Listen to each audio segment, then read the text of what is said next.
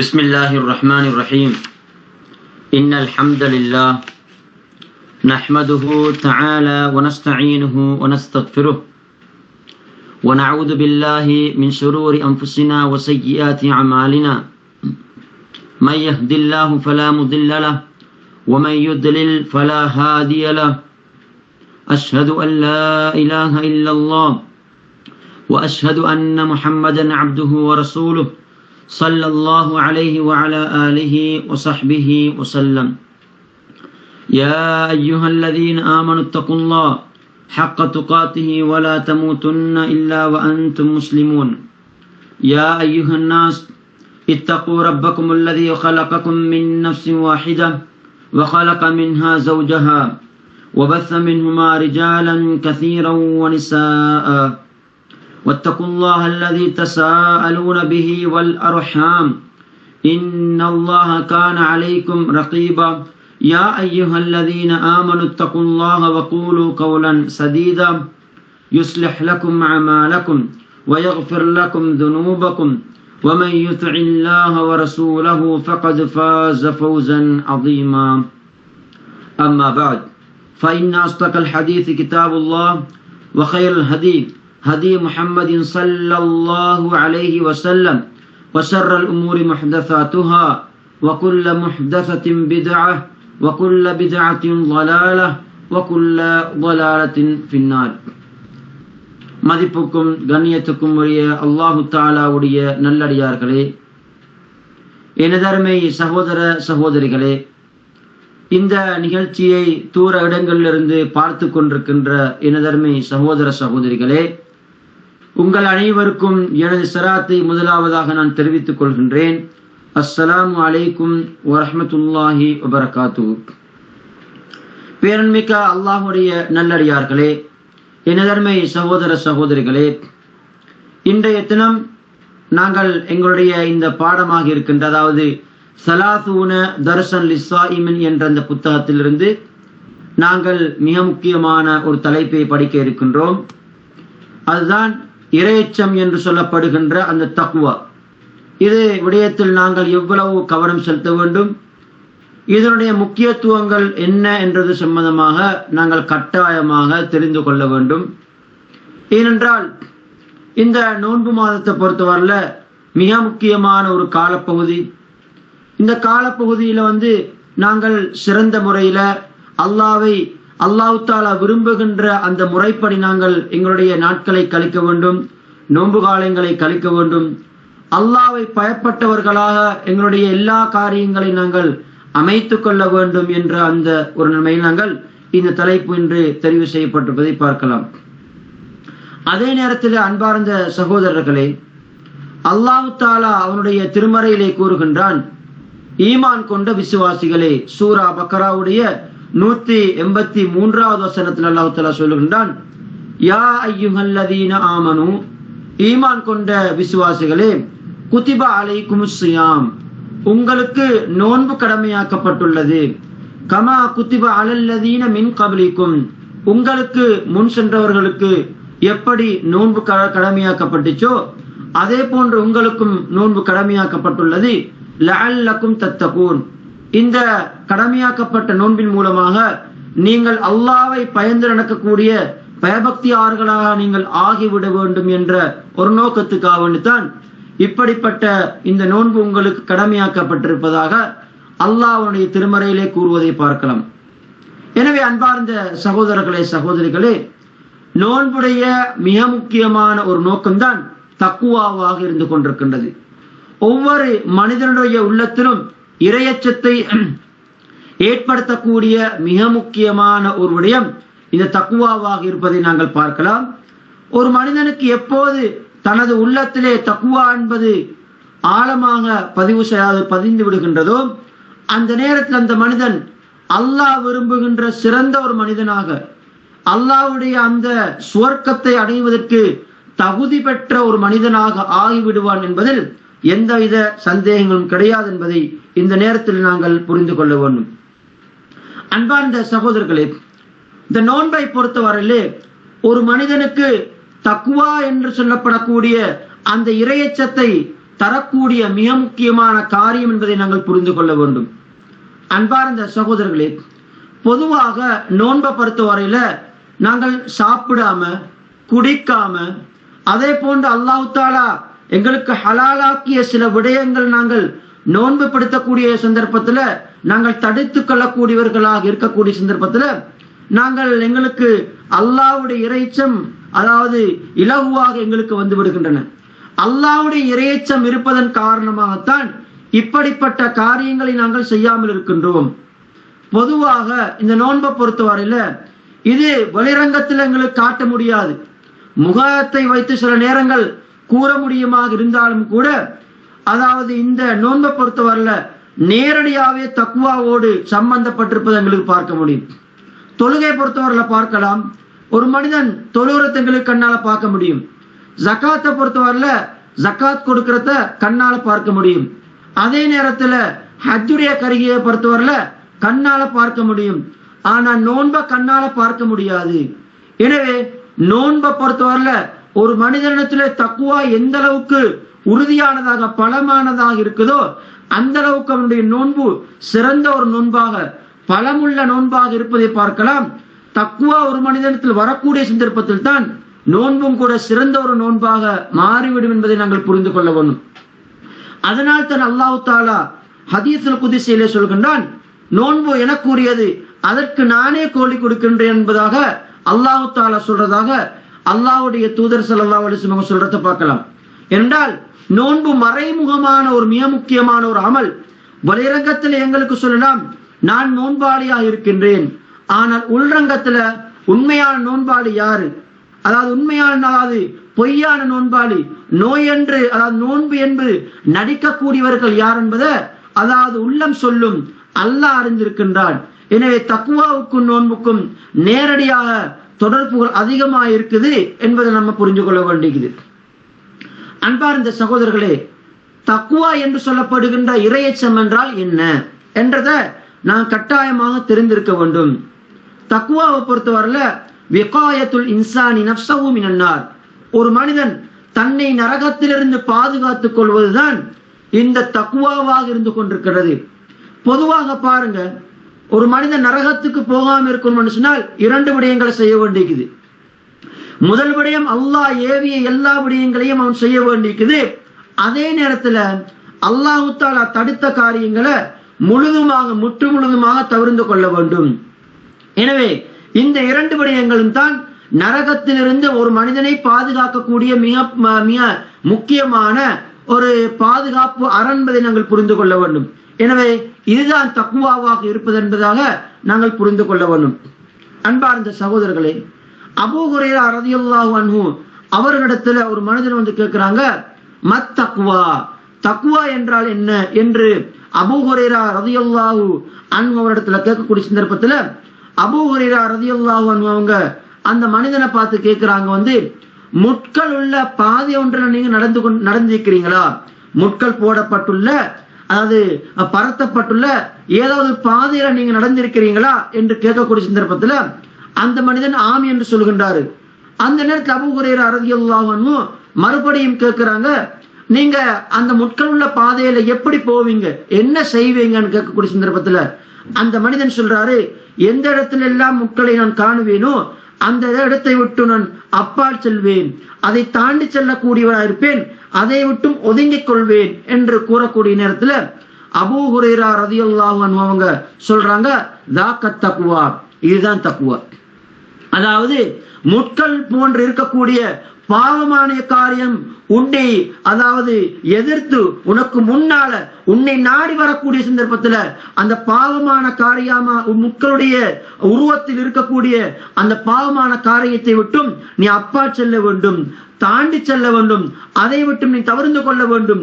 எப்படி நீ பாதையில் செல்கின்ற போது முட்களை விட்டும் நீ தாண்டி செல்வாயோ, முட்களுடைய காலில குத்து விடாமல் அதை தைத்து விடாமல் நீ எப்படி நீ ஒதுங்கி செல்வாயோ, அதே போன்று பாவமான காரியங்கள் உன்னை முன்னோக்கி வரக்கூடிய சந்தர்ப்பத்துல அந்த பாவமான காரியத்தை விட்டு நீ ஒதுங்கி செல்வதுதான் உண்மையான தக்வா என்பதாக அபூ ஹுரைரா ரலியல்லாஹு அன்ஹு தெளிவான ஒரு பதில அந்த மனிதனுக்கு சொல்லிக் கொடுக்கிறத பார்க்கலாம். எனவே அன்பார்ந்த சகோதரர்களே, பாவமான காரியங்களை தவிர்த்து கொள்ளக்கூடிய ஒரு மனிதனிடத்துல உண்மையான தக்குவா இருக்கிறது எங்களுக்கு பார்க்கலாம். எனவே பாவத்தை விட்டு நாங்கள் கட்டாயமாக ஒதுங்கக்கூடியவர்களாக, தூரமாக நடக்கக்கூடியவர்களாக நாங்கள் இருந்து கொள்ள வேண்டும்.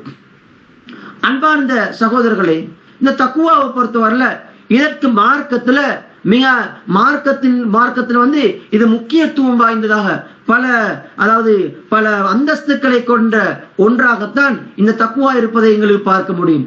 அல்லாஹ் தஆலா அதாவது முன்னுள்ளவர்களுக்கு பின்னுள்ளவர்களுக்கு சொன்ன மிக முக்கியமான ஒரு வசியத் என்ன தெரியுமா, ஒரு உபதேசம் என்ன தெரியுமா, தக்குவாவை நீங்கள் பற்றி பிடித்துக் கொள்ளுங்கள் என்றுதான் எங்களுக்கு பார்க்க முடியும். அல்லாஹ் சூரா நிசாவுடைய 131 வசனத்துல சொல்றான், வலகத் வஸைனல் லதீன ஊதுல் கிதாப மின் கப்லிக்கும், உங்களுக்கு முன் சென்ற அந்த வேதம் கொடுக்கப்பட்டவர்களுக்கு நாங்கள் உபதேசமாக சொன்னோம், வையாக்கும் உங்களுக்கும் நாங்கள் சொல்கின்றோம், அனித்தகுல்லாஹ் அல்லாஹ்வை நீங்கள் பயந்து கொள்ளுங்கள், அல்லாஹ்வை நீங்கள் பயந்து கொள்ளுங்கள். இதைத்தான் முன் சென்ற அந்த வேதம் கொடுக்கப்பட்டவர்களுக்கு கூட நாங்கள் சொன்னோம், உங்களுக்கும் நாங்கள் கூறுகின்றோம், அல்லாஹ்வை நீங்கள் பயந்து கொள்ளுங்கள் என்ற விஷயத்தை அல்லாஹ் தஆலா சொல்றத பார்க்கலாம். எனவே தக்வாவை பற்றி பிடிப்பது, தக்வா விடயத்தில் நாங்கள் கவனம் செலுத்துவது மிக முக்கியமான ஒரு காரியம் என்பதை நாங்கள் புரிந்து கொள்ள வேண்டும். அன்பார்ந்த சகோதரர்களே, அல்லாஹ் தஆலா தனது திருமறையில இந்த அல்லாஹ்வை பயப்பட்டு இருக்கக்கூடியவர்களை அல்லாஹ் தஆலா பல கோணங்கள்ல பல வர்ணனைகள்ல சொல்றத பார்க்கலாம். அவர்களிடத்துல நல்ல பண்புகள் இருப்பதாக அல்லாஹ் தஆலா சொல்கின்றான்.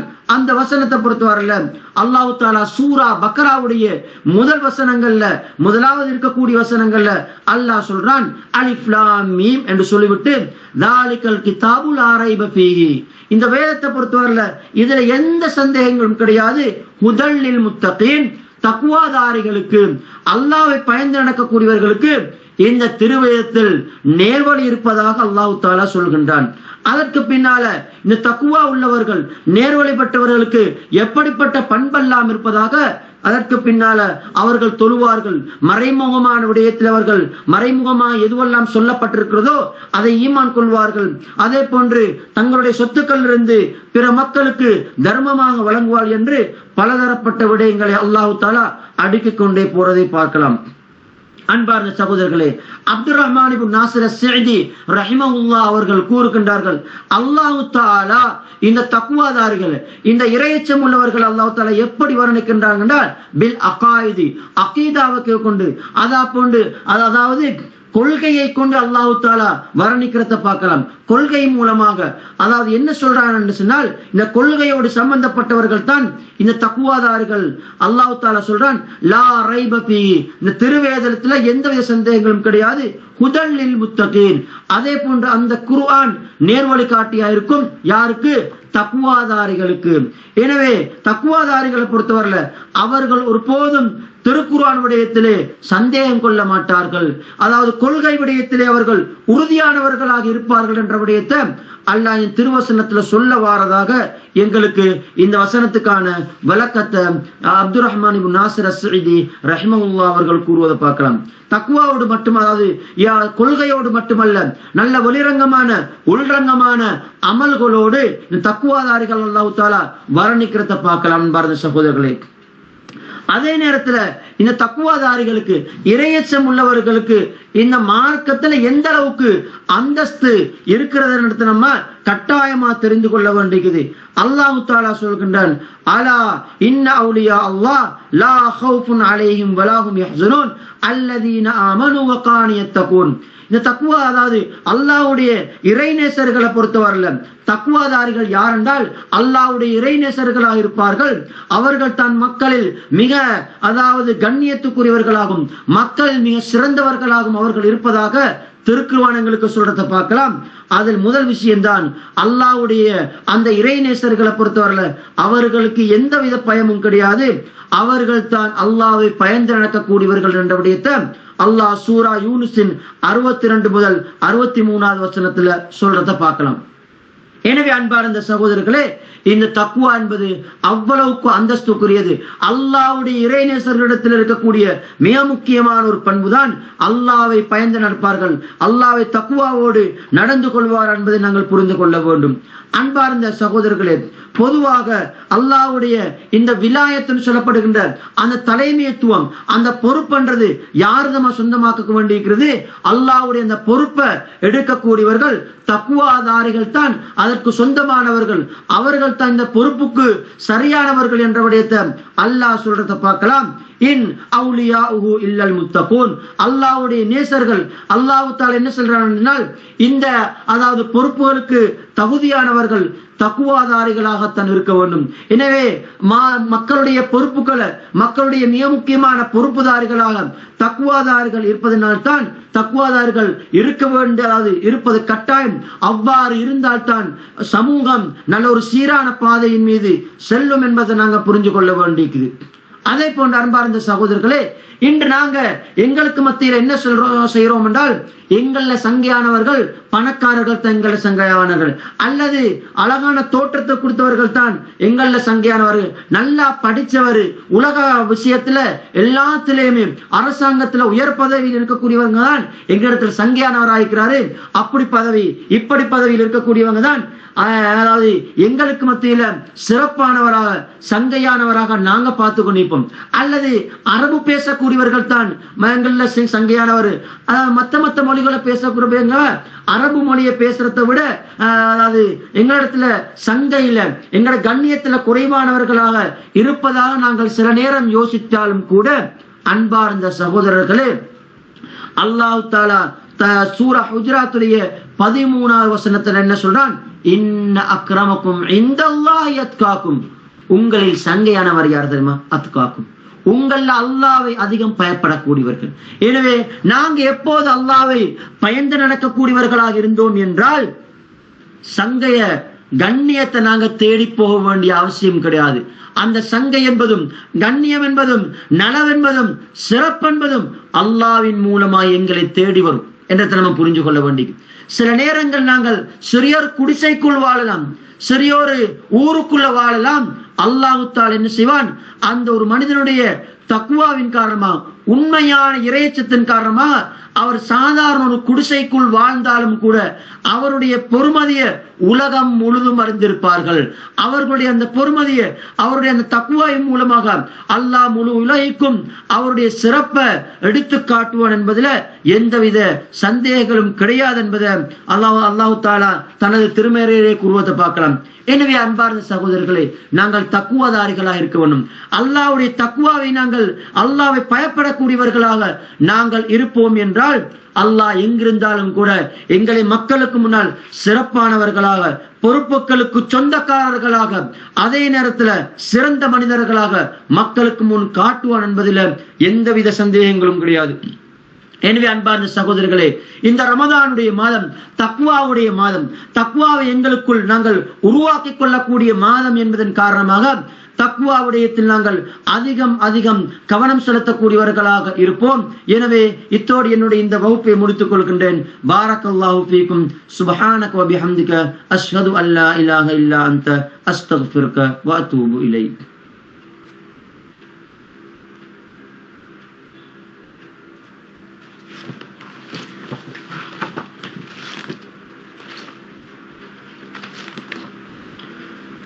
بسم الله الرحمن الرحيم. إن الحمد لله نحمده تعالى ونستعينه ونستغفره ونعوذ بالله من شرور أنفسنا وسيئات أعمالنا. من يهد الله فلا مضل له ومن يضلل فلا هادي له. أشهد أن لا إله إلا الله وأشهد أن محمدا عبده ورسوله. أما بعد. பேரன்மிக்க அல்லாஹ்வுடைய நல்லடியார்களே, இனதர்மை சகோதர சகோதரிகளே, நாங்கள் எங்களுடைய 2வது பாடமாக இதே புத்தகத்திலிருந்து, அதாவது ஸலாத்தூன தர்சன் லிஸ்ஸாயிமீன் என்ற புத்தகத்திலிருந்து 2வது தலைப்பாக நாங்கள் இன்றைய தினம் நேரத்தை பாதுகாப்பவர்களுடைய சிறப்பு சம்பந்தமாகவும், ஓய்வு நேரங்களை நாங்கள் நல்ல முறையில சிறந்த முறையில அல்லாஹ் விரும்பக்கூடிய முறையில் கழிக்க வேண்டும் என்ற தலைப்பு என்கிறால நாங்கள் ஒரு சில விடயங்களை இன்றைய தினம் நாங்கள் பார்க்க இருக்கின்றோம். அன்பார்ந்த சகோதரர்களே, அல்லாஹ் தஆலா எங்களுக்கு இந்த உலக வாழ்க்கையை அதாவது ஒரு சந்தர்ப்பமாக, அதே நேரத்தில் சுவர்க்கத்தை தேடிக்கொள்ளக்கூடிய மிக முக்கியமான ஒரு இடமாக எங்களுக்கு வைத்திருக்கின்றார். நேரம் பொறுமதியானது. நாட்களை பொறுத்தவரை அல்லாஹ் எங்களுக்கு சந்தர்ப்பமாக வழங்குகின்றான். எனவே யாரெல்லாம் இந்த நேரத்தை மிக சிறப்பான முறையில, நல்ல முறையில, அதாவது அல்லாஹ் விரும்புகின்ற முறைப்படி அதாவது கழிக்கின்றாங்களோ அவர்கள் நாளை மறுமைக்காக வேண்டி தங்களுடைய வாழ்க்கையை சிறந்த முறையில் கழித்தவர்களாக கருதப்படுவார்கள்.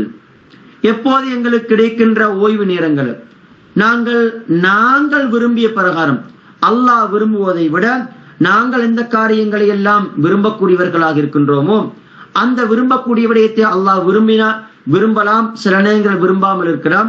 எங்களுடைய மனோ இச்சை எதை விரும்புகின்றதோ அந்த அமைப்பிலே கழிக்கக்கூடியவர்களாக ஆகிவிட்டோம் என்றால் இந்த உலகத்துல சில நேரங்கள் நாங்கள் அப்படியே கழித்து விட்டு நாங்கள் மரணிப்போம். நாளை மறுமையிலே அல்லாஹு தஆலா நாங்கள் கழித்த ஒவ்வொரு நிமிடம் சம்பந்தமாக எங்களிடத்தில் கேட்பான் என்பதில் எந்தவித சந்தேகங்களும் கிடையாது. அல்லாஹு தஆலா சூரா ஃபுர்கான்ல 62வது வசனத்துல சொல்கின்றான், வஹுவல்லதீ ஜஅலல் லைல வன்னஹார ஹில்ஃபா. அல்லாஹு தஆலா இரவையும் பகலையும் ஒன்றன் பின் ஒன்றாக அடுத்தடுத்து வரக்கூடிய ஒன்றாக அல்லாஹ் வைத்திருக்கின்றான். ஏன்? லிமன் அராத ஐயதக்கர, யார் அல்லாஹ்வை ஞாபகிப்பதற்கு விரும்புகின்றார்களோ அப்படிப்பட்டவர்களுக்கு ஒரு சந்தர்ப்பமாகும். அல்லது யார் நன்றி செலுத்துவதற்கு விரும்பக்கூடியவர்களாக இருக்கின்றார்களோ, அல்லாஹ்வுக்கு நன்றி உள்ளவர்களாக ஆகிவிடுவதற்கு யாரெல்லாம் விரும்புகின்றார்களோ அவர்களுக்கு ஒரு சந்தர்ப்பமாக அல்லாஹ் தஆலா இரவையும் பகலையும் ஒன்றன் பின் ஒன்றாக அடுத்தடுத்து வரக்கூடியதாக ஆக்குகின்றான் என்பதை அல்லாஹ் திருமறையில சொல்றதை பார்க்கலாம்.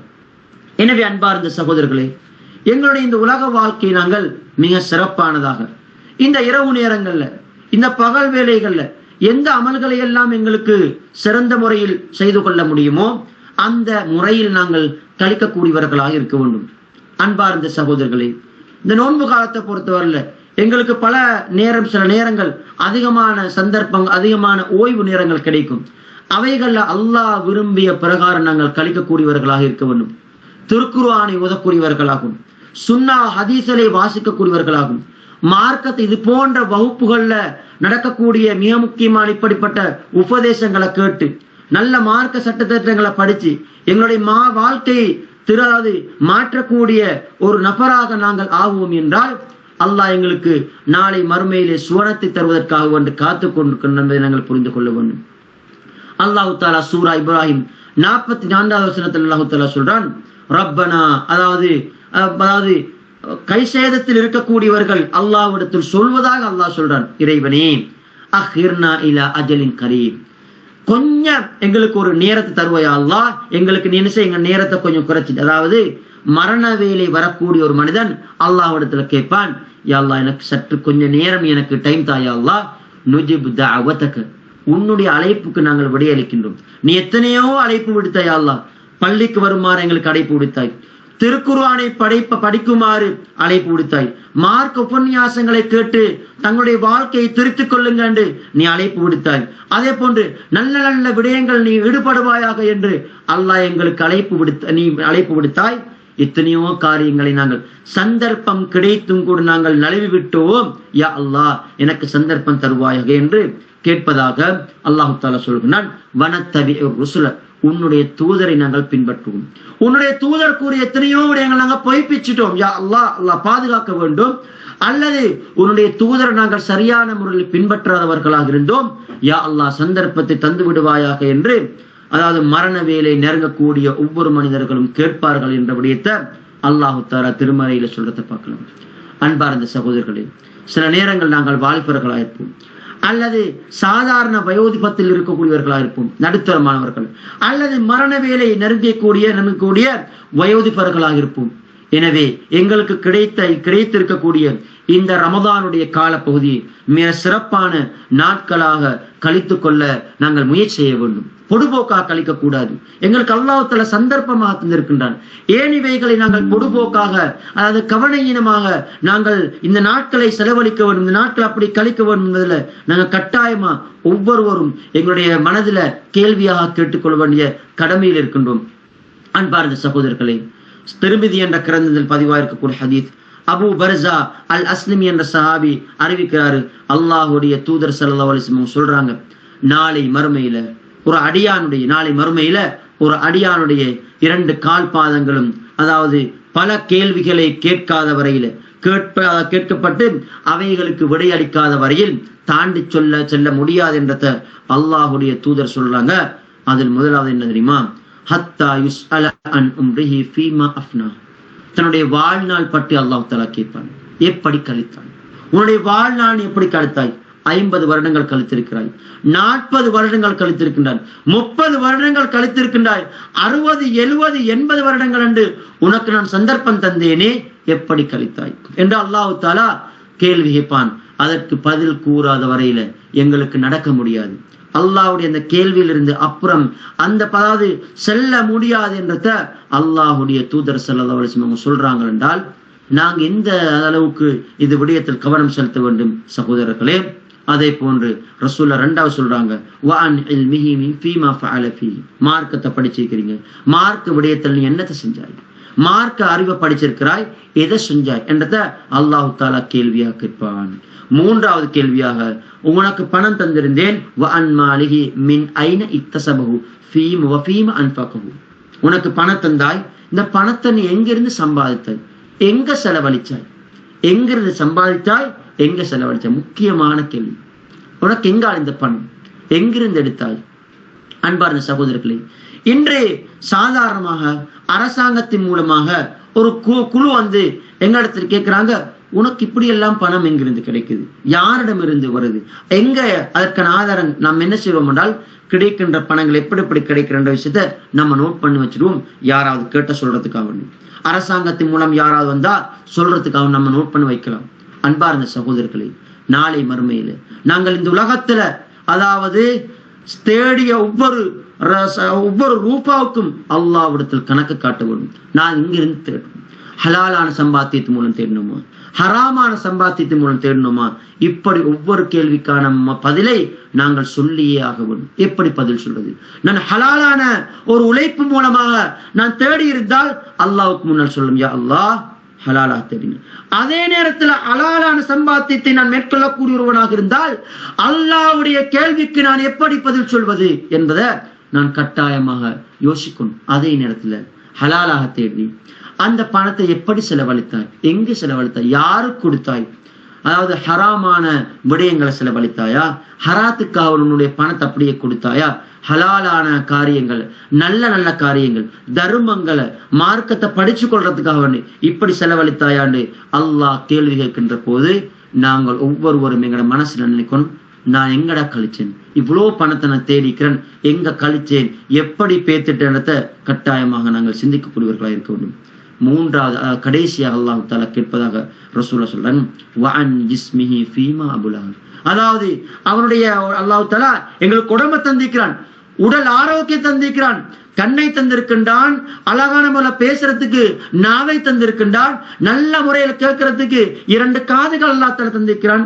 எதுல கழிச்சாய், எப்படி கழிச்சாய், என்ன வார்த்தை சொன்னாய், எதை கேட்டாய், அதாவது இதை பேசின என்று அல்லாஹ் கேள்வி கேட்கின்ற போது நாங்கள் என்ன செய்வோம்? எனவே அன்பார்ந்த சகோதரர்களே, இந்த கேள்விகள் அனைத்துக்கும் நாங்கள் பதில் சொல்ல வேண்டிய கடமையில் இருக்கின்றோம் என்பதையும் இந்த நேரத்தில் நாங்கள் தெரிந்து கொள்ள வேண்டும். அதே நேரத்தில் அன்பார்ந்த சகோதரர்களே, புகாரில் பதிவாயிருக்கக்கூடிய மிக முக்கியமான ஒரு ஹதீஸ், அப்துல்லாஹ் இப்னு அப்பாஸ் ரலியல்லாஹு அன்ஹு அவர்கள் கூறுகின்றார்கள், நிஅமதானி மக்பூனுன் ஃபீஹிமா கஸீரு மினன் நாஸ். 2 நியாமத்துக்கு அல்லாஹ் தஆலா கொடுத்த 2 மிக முக்கியமான நியாமத்து இருக்குது. அது விடயத்துல மக்கள் பராமுகமாக கவனஈனமா இருக்கிறாங்க. அதுல உண்டு அஸ்ஸிஹா, அதாவது ஒரு மனிதன் ஆரோக்கியத்தோடு இருக்கிறது. அன்பார்ந்த சகோதரர்கள், அல்லாஹ் எங்களுக்கு எவ்வளவு ஆரோக்கியம் தந்திருக்கிறான், எவ்வளவு அழகான முறையில் நாங்க இந்த உலகத்துல வாழ்றோம், இப்படி வாழக்கூடிய சந்தர்ப்பத்துல இந்த ஆரோக்கியத்தை நாங்க எதுல கழிக்கிறோம்?